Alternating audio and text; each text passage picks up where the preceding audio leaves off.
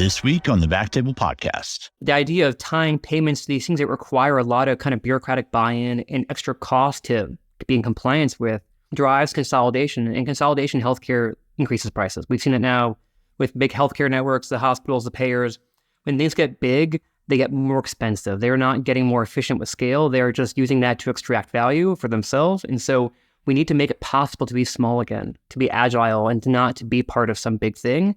And that's, if I were in Doge, what I'd be focusing on is reducing all the friction to just practicing real healthcare by real humans for real humans, and not for these kind of nebulous, kind of awful, grinding bureaucracies that are just designed to extract money through friction.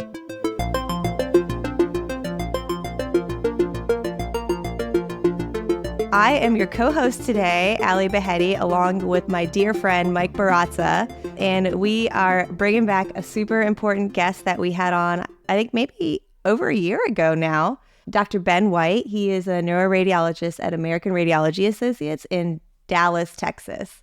So for those of you who don't know Ben White, he is a thought leader in radiology, and he's done a lot for the radiology job market, as well as young radiologists coming out of training. He has a really popular blog. Is it benwhite.com? Is that what it is? Yeah. That is correct. Nice work. Yeah. And we're going to be talking today. The original title for this was like, what is going on with private equity? But I'm sure we'll get into quite a few other things, including kind of the future of private practice. And we got some audience questions for you too. Ben, thanks for being on the show. Awesome. Good to be back. So, okay, just touching on our last episode, we were just talking. It was super popular. It was really well received by our audience. So thanks for coming on for that.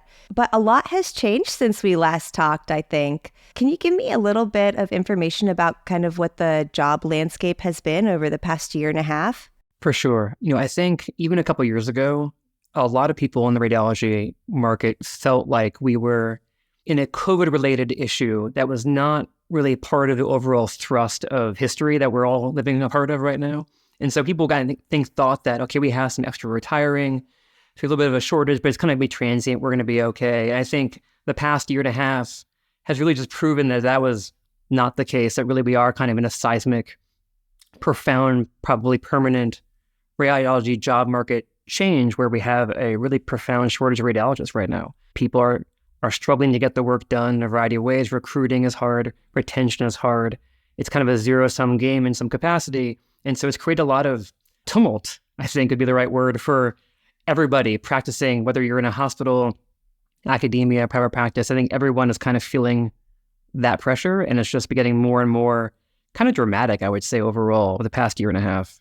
Yeah, it really feels like everybody is feeling it, which seems unique compared to the few other upheavals that I've seen in my short career. When I was a trainee, I remember the job market was tight. So I finished in 2017 was residency, 2018 was fellowship. And when I first got into residency, I was 2013, people were like debating, do we need a second year of fellowship to get a job? That's what people were talking about back then, which is comical. Yeah. Now people were like, who needs a fellowship? And I remember people were having this discussion where like, if you got a job offer in your field of specialty, it was like a magical thing. You just took what you could get.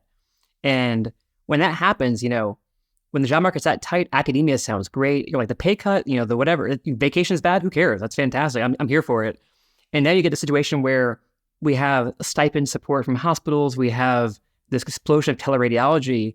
And because there's this profound shortage, everyone's like, looking at the jobs out there. I'm like, is my job that great? Am I happy in my job right now? And it's just like the amount of like, there's so much upheaval, so much transience. There's much less people who are, I think, fixed to where they go. We've seen a really profound change, I think, in the kind of what happened in business, right? Back in the day, you had your pension, you used to work for one company your entire career. I feel like radiology felt like to me that was it probably never was that way, but in my mind it was. Yeah. It's definitely not the way anymore. Right now, people are really just moving around like crazy. Yeah, it seems like there's like an attractive job posting like every week. And I'm like, oh man, that sounds better than what I'm doing. Should I jump? And now just because of all the systems that are in place because of COVID and teleradiology, it's a lot easier to make that transition too. And people are way more willing to work with you for that. Don't worry, Mike, I'm not leaving your group. No, a habit that I started when I was in my first job, which was a group that had sold to private equity, is I started reading the ACR and SIR job boards. And at the beginning, it was to look for a job. Now I just read them for fun. I get the weekly email and go through them. I see the ones on, the Facebook page and Independent Radiology, and it's fascinating. I mean, there are some remarkable sounding jobs out there. That's a key point, though, right? The sounding job. Yeah. Sounding. The summary of the job is phenomenal.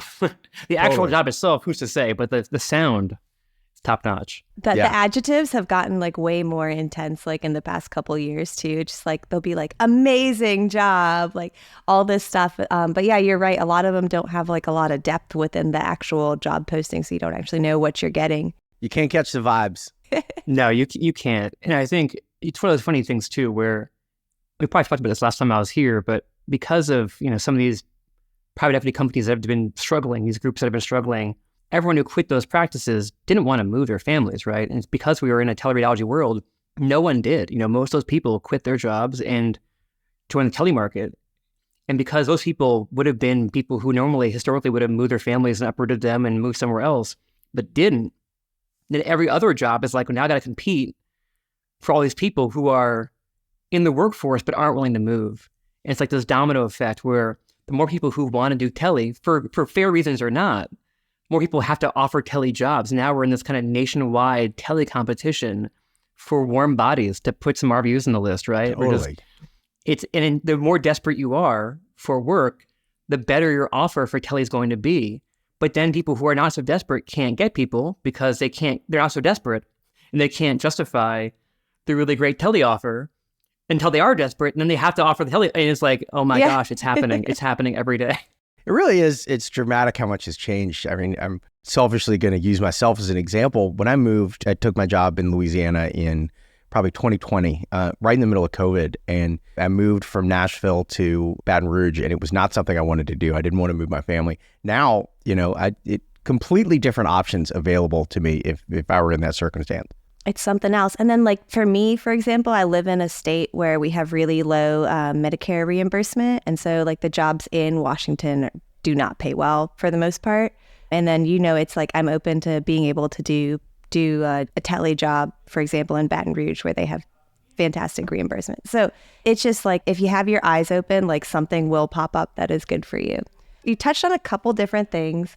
Can you give me a summary of like what's happened with the private equity groups like over the past year or two? So, the groups themselves, I think is one issue, and then the overlying kind of company, the umbrella company, is a different issue. And so for the groups, RP remains by far the biggest of these entities.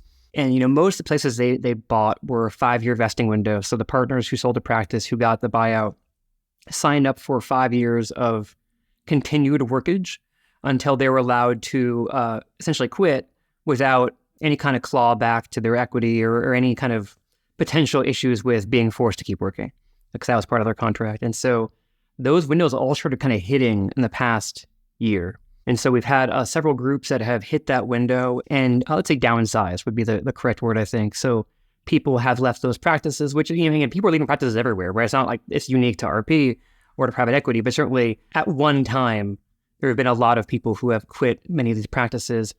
Typically, what I've seen is that in the kind of year leading up to that 5-year window, all the fresh partners, the people who are partners in name only, who, were not partners when they sold, but became, a quote unquote partner.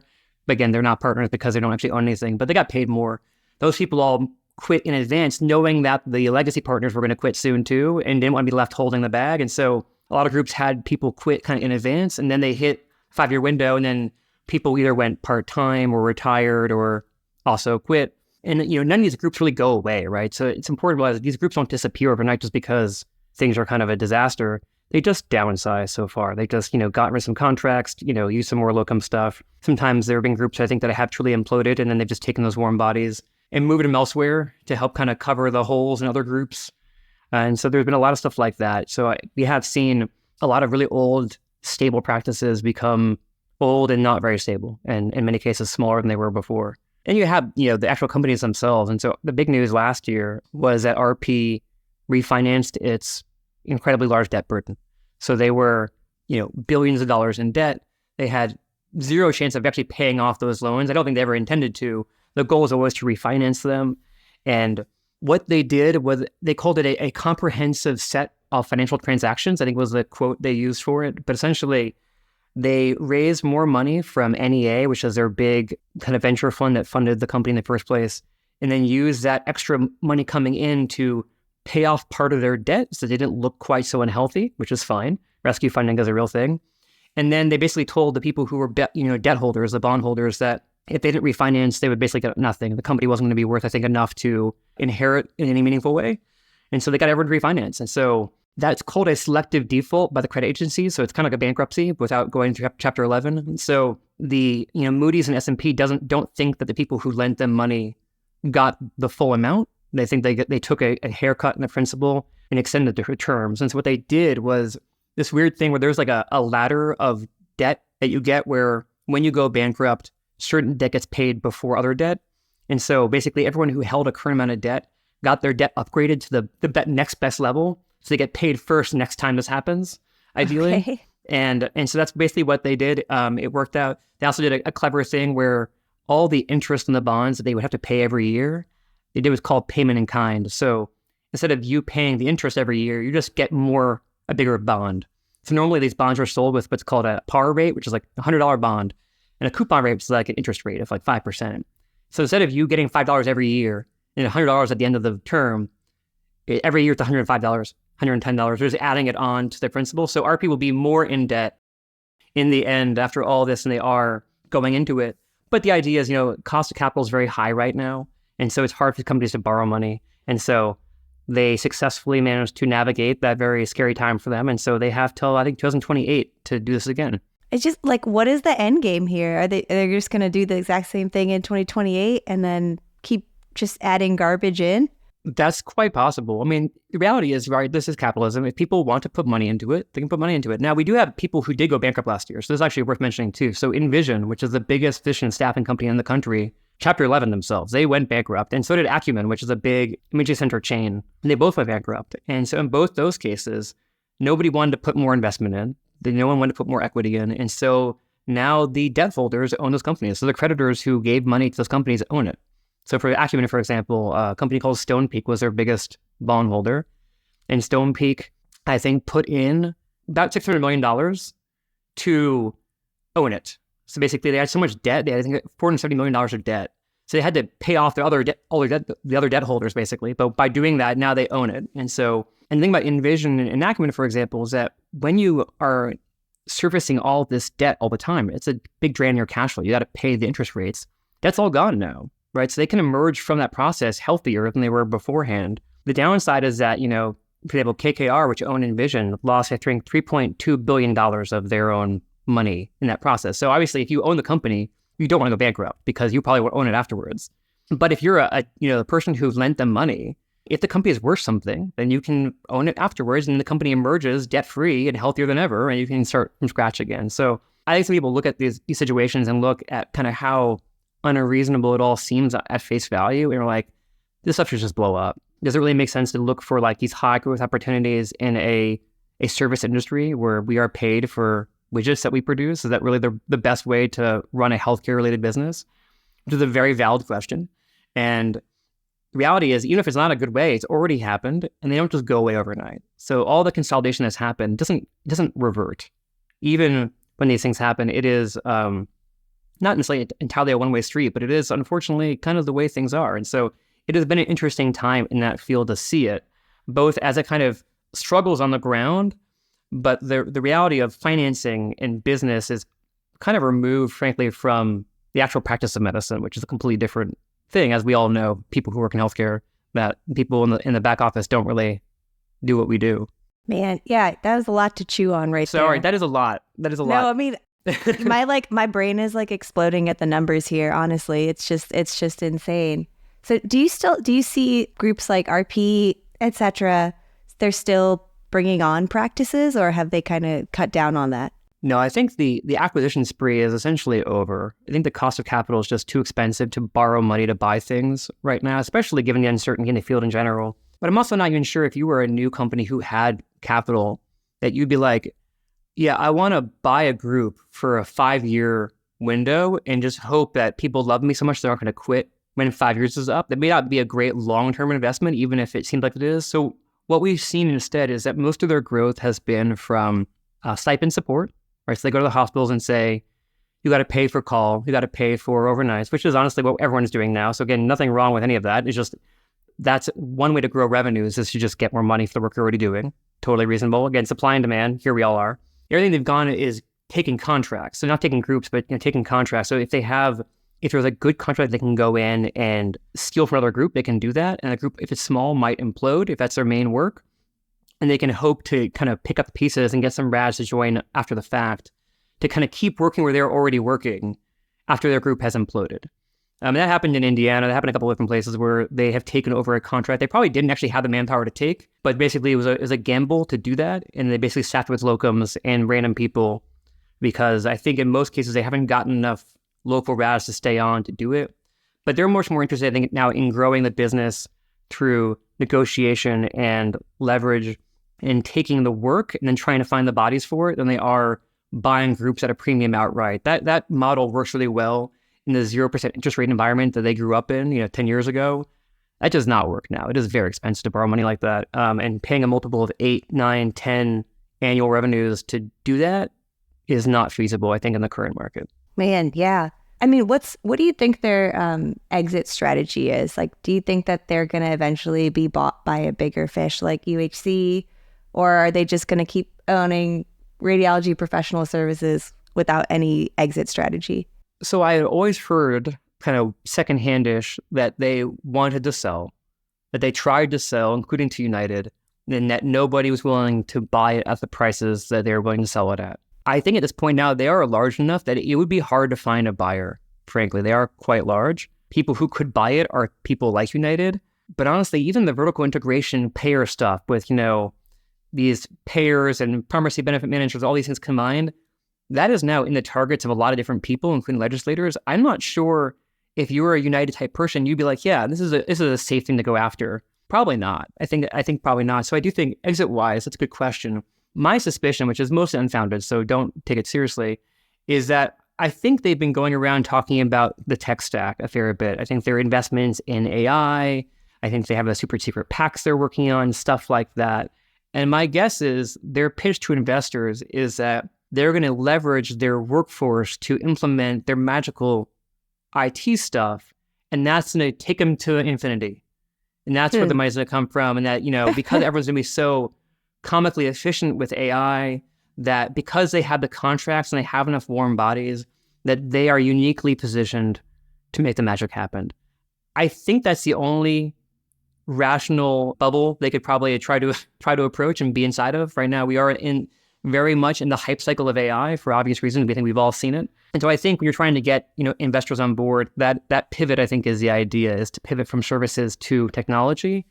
And they certainly apparently have invested lots of money in that stuff. If the question is that working or not, I have no idea, right? It's all very super secret. Do I really think RP has a huge moat in AI? I very, very much doubt it. It's very nebulous. It's nebulous. Also, the problem is that it's not clear that this is not more of a utility than software as a service, right? So the difference between like the power company and Google are very different things. So is this like the internet, like fiber, or is this going to be like the end product you pay a licensing fee for?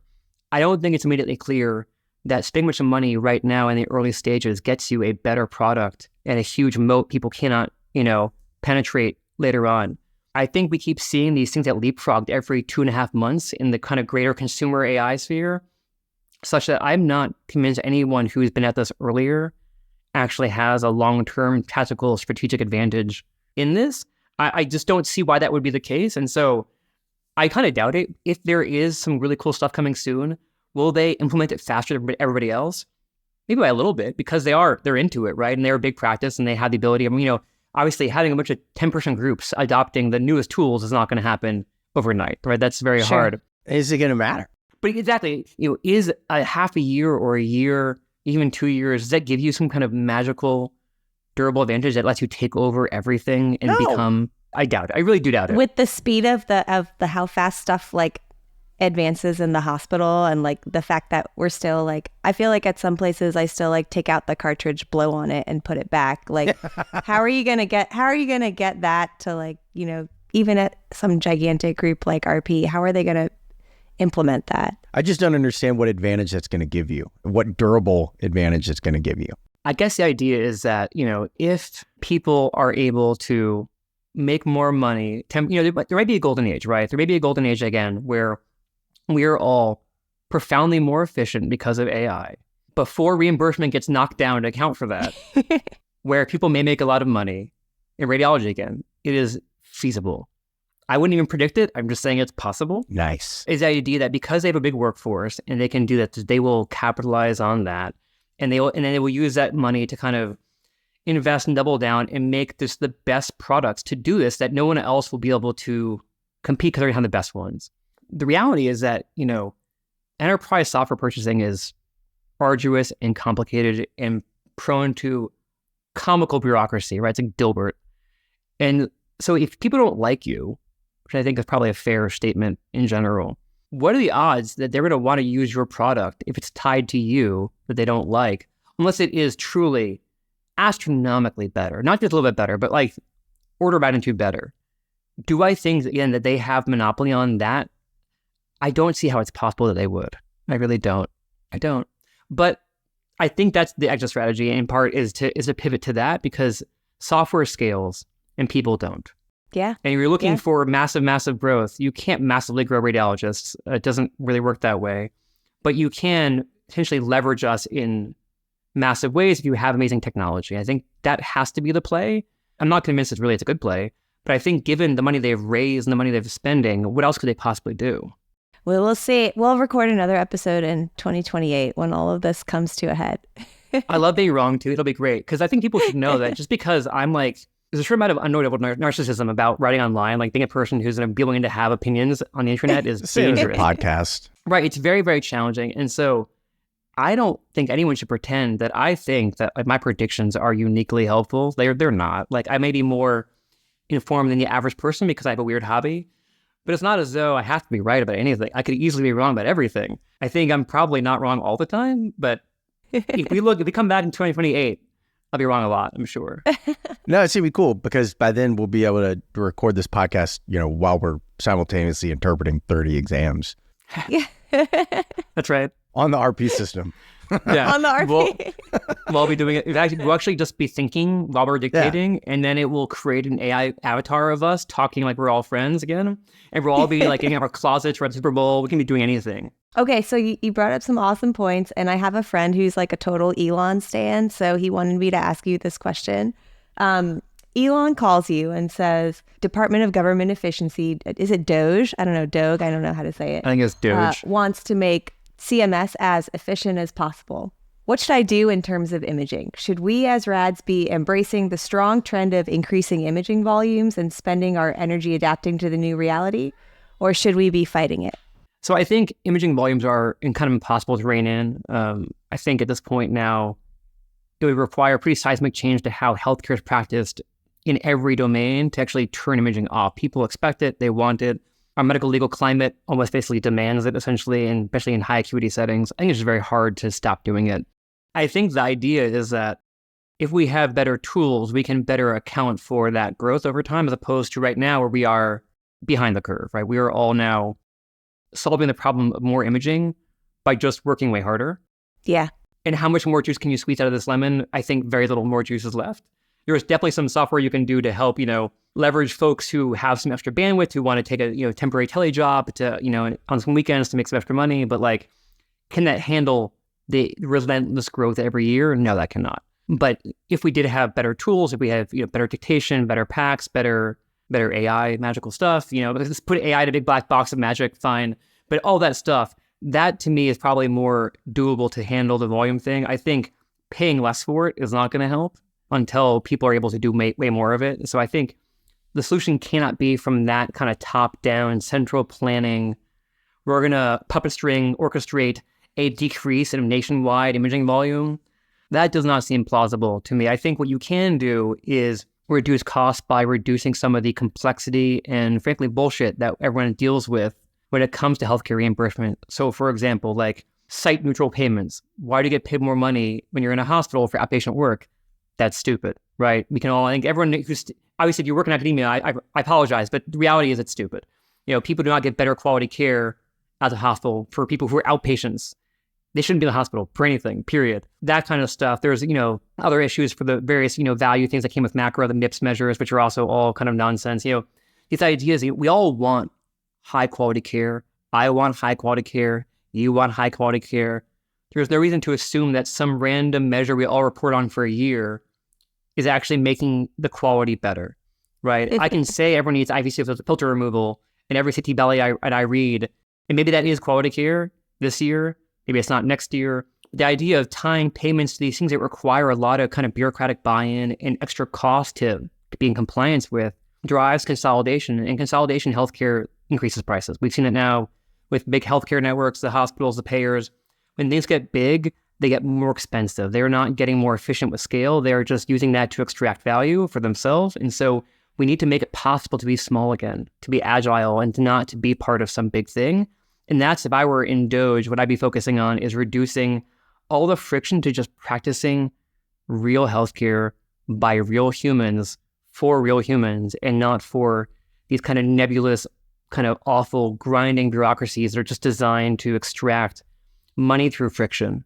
Yeah, that's a great point. Like it's the consolidation, it just has not helped. And I don't know if it's on like Elon's radar or anything. I feel like people tweet at him about it, but who knows if he'll actually do something. But who knows? We're like 3 weeks into this administration, so we'll see, right? We'll see. He is certainly running amok in the government right now. There's no denying that he is taking a sledgehammer. They're using the move fast and break things, method of tech innovation, things that have been untouched for like 60 years. So we'll see how that goes. It's pretty interesting time to be an American, that's for sure. Do you think that with all the explosive growth of tele, that any diagnostic radiologists will physically be in hospitals 5 years from now?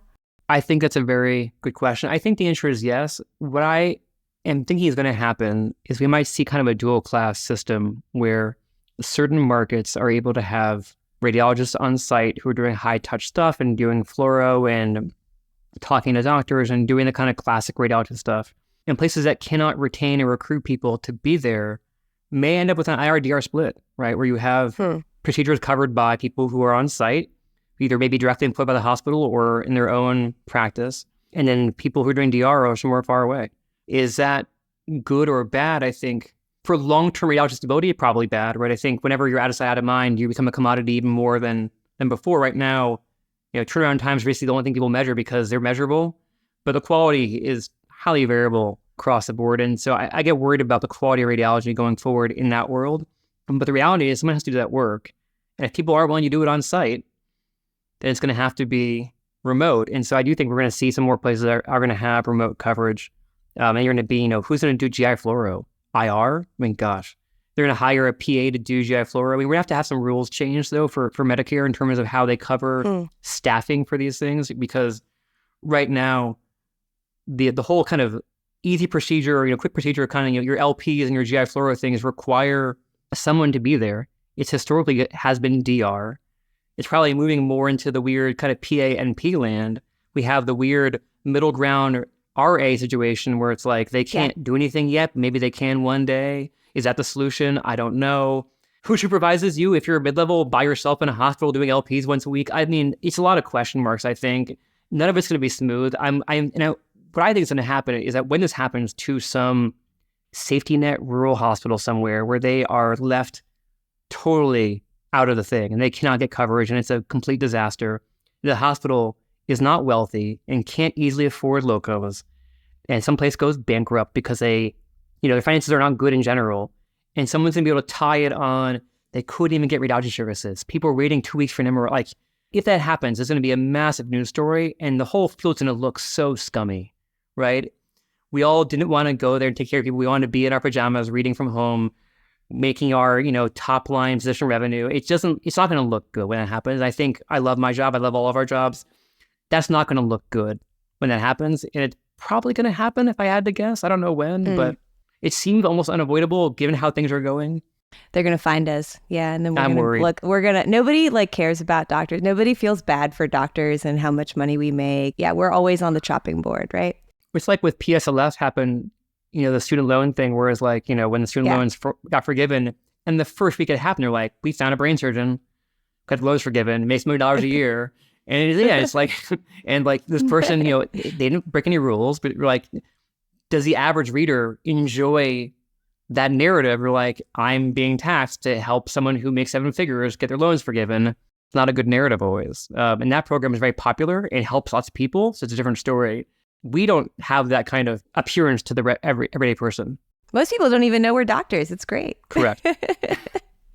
Is it great? I don't know. Sometimes it's great.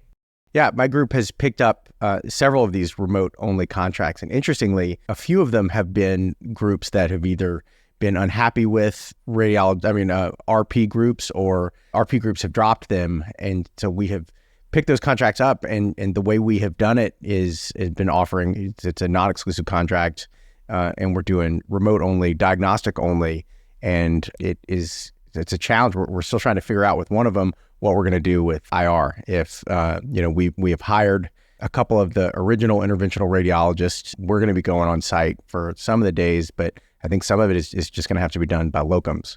And some some of the contracts haven't expressed a need for it at all. Like, we just need radiology coverage, and they are some of our happiest contracts. Like, these people, they're used to having a very long list that it takes a long time to get individual studies read, and we clean our list daily, and they've been very happy. Which is kind of rare these days. You clean your list daily. There's never anything left. Amazing. Well, yeah. So some small private practice groups are benefiting from the RP implosion. That's really great. Yeah, I think ultimately, right, is that whenever someone's unhappy, it's an opportunity. And usually opportunities also have risks. Like, you could say, I'm going to do this contract, and they're like, we need IR coverage. Can you help us? And you're like, oh, that's a whole different story. And maybe you can offer it because it's an in-state hospital, but what happens if you're covering an out-of-state hospital and credentialing and licensing? And I think it's going to work a lot of times, right? I don't think it's always not going to work. The question is, when it doesn't work, how much of a problem does this really become long-term?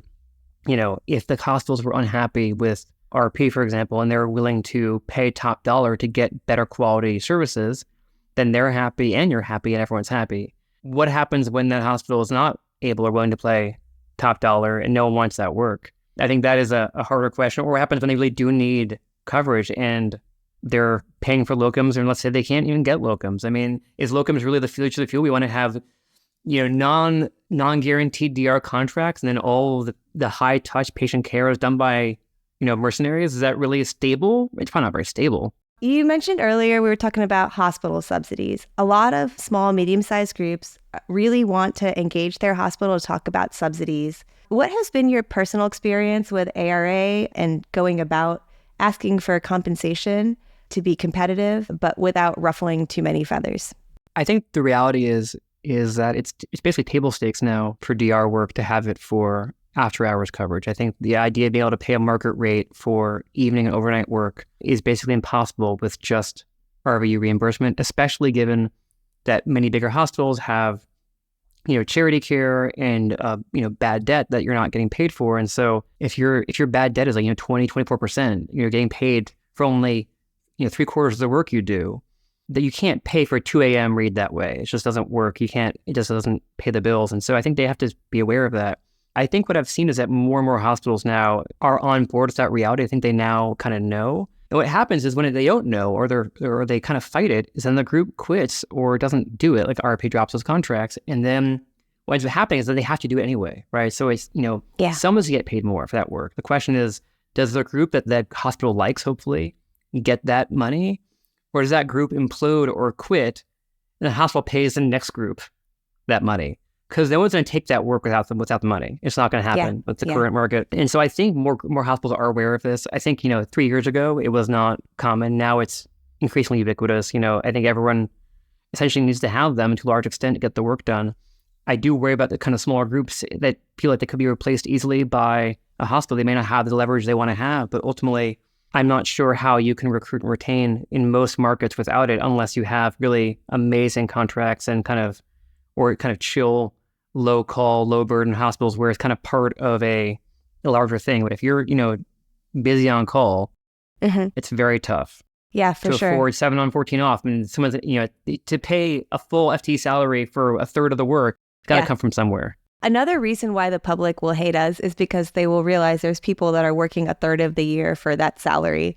They're not going to understand that night work is just something else, and just destroys your life in other ways. Do you think it's like better for a group to try and get a guaranteed RVU for given studies, or to do like a flat rate stipend?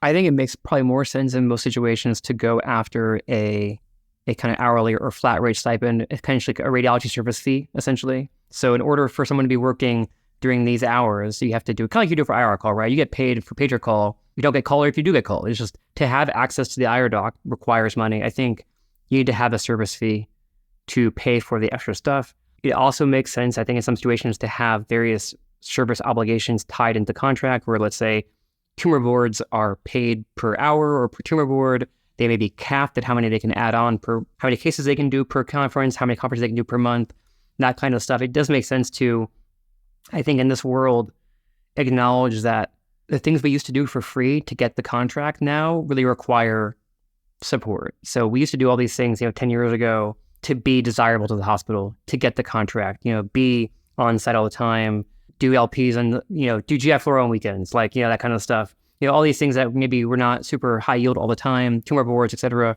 And most of these things now, they require time, and time is now money, even more than it was before. And so it makes sense to kind of figure out what makes sense for your group. But I think a guaranteed RVU is a little bit tougher to do the math on. It's more variable and probably a little bit easier to just put it as a kind of subscription service in many ways. Yeah, I like that idea. Kind of, we're going to have multiple tiers of radiology service. You get like the white glove service, right, on one end, and then just like the bare bones on the other end. And you choose from the concierge list what you want to do. I think you're right. That might be the future, but we'll find out in 2028. I'd like to shift gears now and talk a little bit about independent radiology, your job board. Tell me a little bit about the rollout of that and how it's been received. Yeah. So, back about a year ago, actually, a reader had sent me a job posting actually on the ACR job board that was an RP job posting for RP Matrix, which is their teleradiology arm. And the ACR has a practice setting field in their job postings. And it said independent private practice, which is not an accurate statement. It wasn't even an RP group. Yeah. It was actually the RP national office job. So it wasn't, you couldn't even pretend it was a physician group. And I was just like, that is kind of infuriating, right? There's like 2,800 job postings on the ACR. It's a huge website. It's hard to filter, hard to use. And it's flooded by all these practices that are not independent. And that's fine. They are allowed to exist, obviously. But if you are a small independent practice, how could you possibly get through that noise if that was happening? And so that's what got me to want to do independent radiology. Now, to the ACR's credit, they actually, after I kind of blasted them on the internet for having that be possible, they changed everything about the website in a variety of ways to address that problem.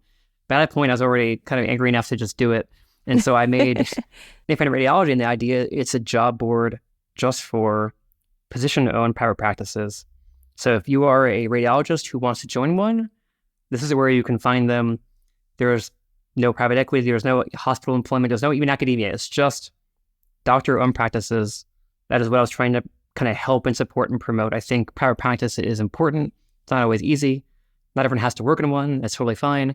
But I did want it to survive and I wanted to thrive. And so I made this website just for those practices. And so it's very simple. It's very straightforward. You can filter for only a handful of things like specialty, partnership, employee or contractor status, what state you're in. It's like 100 plus groups in it. And that was the idea. It was, not just looking for a job, but like really trying to promote careers. So each group has one job posting, whether you're hiring for 20 jobs or one job. The smallest group or the biggest group with the same amount of footprint on the site, because I want people to stop thinking about radiology so much as, what's the best job out there for me? And really, where can I be part of something bigger and really have that mentality to be part of a real group, part of a team with other doctors doing the job together. And so that's why I created it.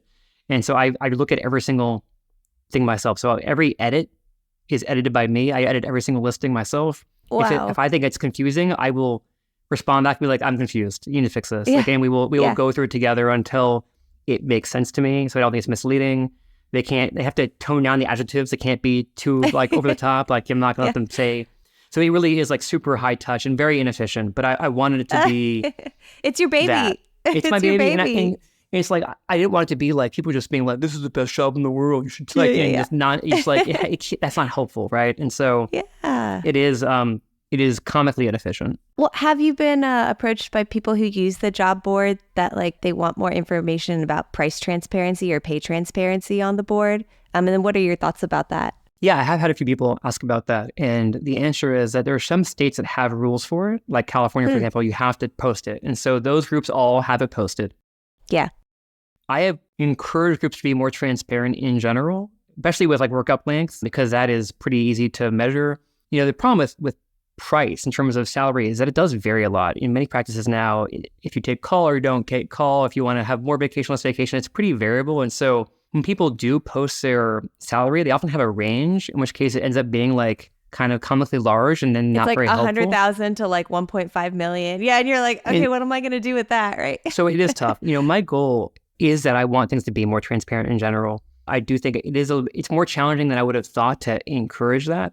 My suspicion is that over time, I'll be able to show people which postings are more effective and therefore kind of encourage, like, I know you're scared to share your secret sauce to your practice, but ultimately you're going to be better off just putting it out there. Everyone's always saying like, top tier revenues or top quintile. And like, I don't know what any of that means. Yeah. Like, I don't know what top quintile salary is for Georgia. I have no idea what that is. I have no clue. Right. And so it is a little bit frustrating, but I have really almost demanded at least partnership links beyond there, essentially. And then I have been a little bit more open-minded about the salary itself, but it is important. And I think for most of the employee jobs, it's on there. I think the partnership stuff, people are a bit more hesitant to share that salary is, which I do kind of get, especially if it's very high. You don't necessarily want the entire world to know you're making 7 figures, but maybe you do.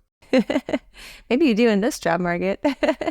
Okay, have you gotten like any requests from non-independent radiologists to put a job post on there? And then how fun has it been to just like slap those down? So many. Really? Oh, wow. Yeah. No, people have asked for academia or people who've been a part of other practices where they're part of like multiple specialties and they're like, we're not really, we're employees, but we're really involved in the business side of it. So we kind of have, it's kind of a hybrid model. And it's like, that's not really a thing. So what I always tell them is that this is not a knock on your practice, which may be wonderful. But the whole point, it has to have a mission, right? If I just say your version of being an employee sounds fantastic, then where do I draw the line between anything else? And so I just tell them all, like, I can't, same thing for tele companies. People were like, I'm a doctor-owned tele company. Okay. So it's like you as an individual doctor own this company. Everyone who works for you is a contractor and they're not partners. Remote. It's like, that's not denigrating that position or those jobs or anyone who takes them, but I don't need to support that in this. I'm trying to help people who are on the boots on the ground jobs get remote workers and on-site workers. I don't need to then promote the contractor mills who are doing that. I'm sure some of them are owned by doctors and doctors are doing quite well for themselves, but that's not the same thing as being a physician to own a private practice in the typical sense. So I just tell them all no. We all love our own practice model and want to see it survive if we believe in it. And you love yours and you want to see it survive. And I respect that. I love the job board. I check it all the time. I think it's super cool to see what practices are doing. Is there anything that's like on the horizon for the job board that we should know about as users? So nothing yet. It's still, I think, pretty new. So I launched it on August 14th. So it's actually only been around for less than half a year. It grew pretty fast to being 100 plus groups. There'll be some more groups joining. There are people still signing up for it. We'll see after, over time if it continues to be as successful. I mean, I've been really heartened by the response from both groups and from Raz. I mean, I've gotten, countless people supporting it, giving me kudos, which I really appreciate. And some groups have been ecstatic. They've been, we've had more success with this in just 2 months than we've had with ACR for years. And I do think it probably did strike a nerve or kind of the market at the right time to help deal with this kind of time. So I'm really happy about it. To do more in terms of kind of building it up in a more robust tech way would be a substantial change to how I built it because I am not a developer. It was done mostly by myself and I am just a random dude. It may change over time. Frankly, part of me wants to expand it to doing all of healthcare, frankly, because I do think that in other fields, it's the same problem. It's not just radiology that has to deal with this. And that would require a lot more effort, so I probably won't do it. But somebody probably should do it for everybody else because it really is, I think, it's important. It's like kind of nice because it's like low tech, like I don't have to click through 18 things like the ACR job board. Oh, I wanted to ask you, has like ACR got in touch with you and been like, bro, what are you doing? Or have they not talked to you at all? No, they did. Someone reached out. I won't say who it was. And they were very nice. And they said, thank you for bringing these issues to light. We are really using this as kind of a call to action to redo our site and kind of fix the issues because they're real issues. So they were they were totally reasonable about it. And I think what happened was the ACR actually board is run by like one person and like most like a third party company, I guess, and that one person. So I don't think it actually, it was very useful to a lot of people. It didn't get a lot of TLC, I think, over the years to deal with what radiology has become. I think, 10 years ago, I'm sure it was great. It just didn't grow in a usable way. So they were actually at least that one person was very nice. He's like, thanks, stop picking on me. Yeah, I'm in charge of this and I'm the only one. No, it's really cool that you built this and that you are so involved in it still. And it's not like something you're trying to just like make a bunch of money off of doctors for. And it's like a service to us. It really is. It's super fantastic. Tons of my friends are talking about it. It's like, keep it up. It's awesome. How does it feel to be like the most famous radiologist in America right now? Oh, I don't think that's true. It's a terrifying thought, Allie. It's so true. I mean, at least in our generation, like everybody knows about you. Everybody reads your blog posts. You have like so much influence on just everything we talk about too. Do you get recognized like at the supermarket yet? No, I don't. I mean, I will say, I think it has more to do with the fact that what I do is so rare than just like how good I am at doing it. For a long time, anyone who's going to do meaningful writing or lobbying or anything was doing it based on papers, publishing a paper in some journal in academia. Private practice had nothing to say about anything at all. And then our generation did social media, right? We have Facebook and Twitter, and people are willing to have hot takes, but no one wants to have anything that has a real name on it and that has a half-life longer than 5 minutes.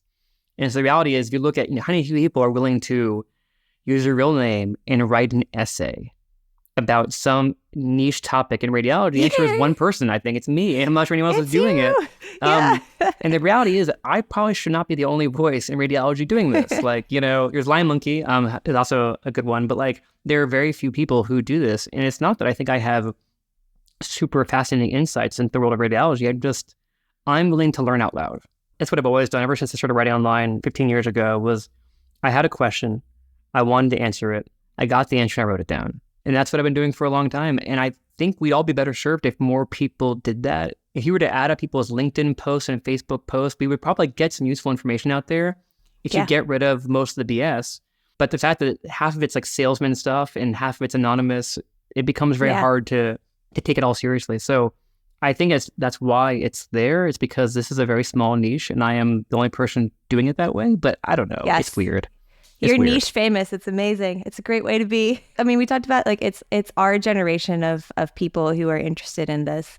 Let's talk about the olds real fast. Do you feel like a lot of current group leadership is stuck in their old ways per se? And that's kind of one of the reasons that a lot of these private practice groups are having trouble surviving? I think that's probably part of it, at least in some situations. Yeah. I think it's honestly even anyone's fault. It's that, it's happened like Intel, right? Like the people make computer processors, like the chip makers, they had the dominant chip for a long time, and they were competing with AMD to make the best chip, and they were fighting all the time, and they completely missed mobile, right? So ARM makes all the chips for your cell phone, and now for MacBook Pros are made by ARM via a custom process. But regardless, the point is it's not Intel anymore.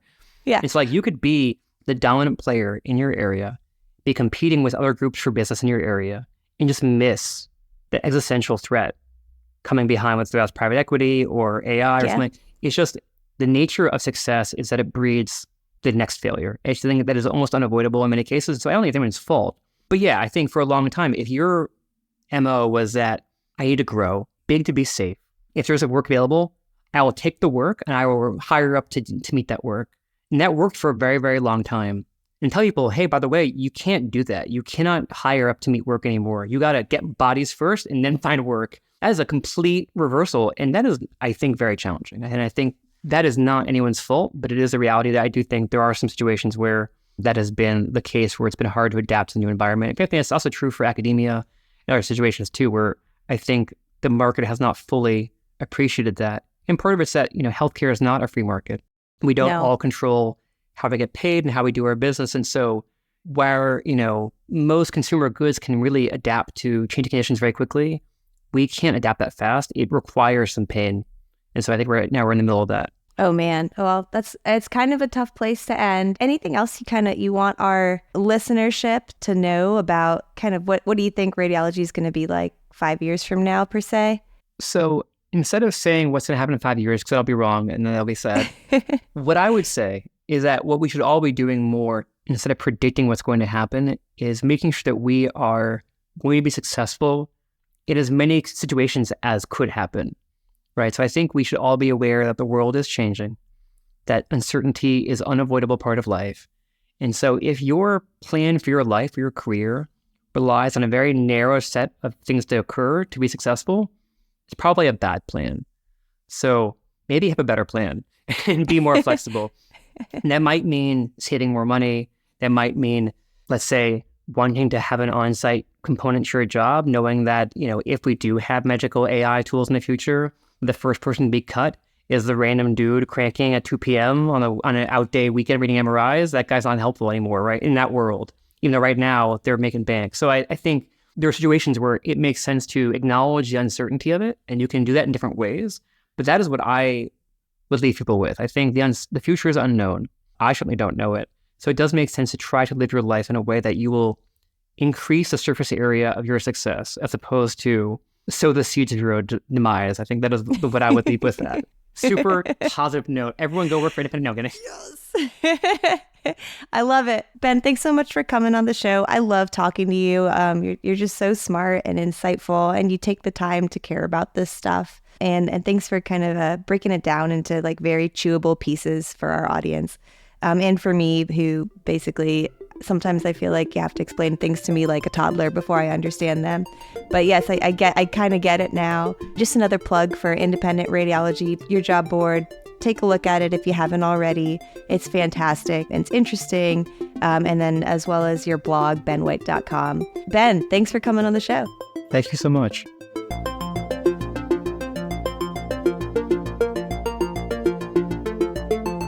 All right, guys, thanks so much for listening. If you haven't already, be sure to follow and subscribe and rate us 5 stars. Also, share with a friend. If you do, who knows, there might be a BackTable hoodie in your future.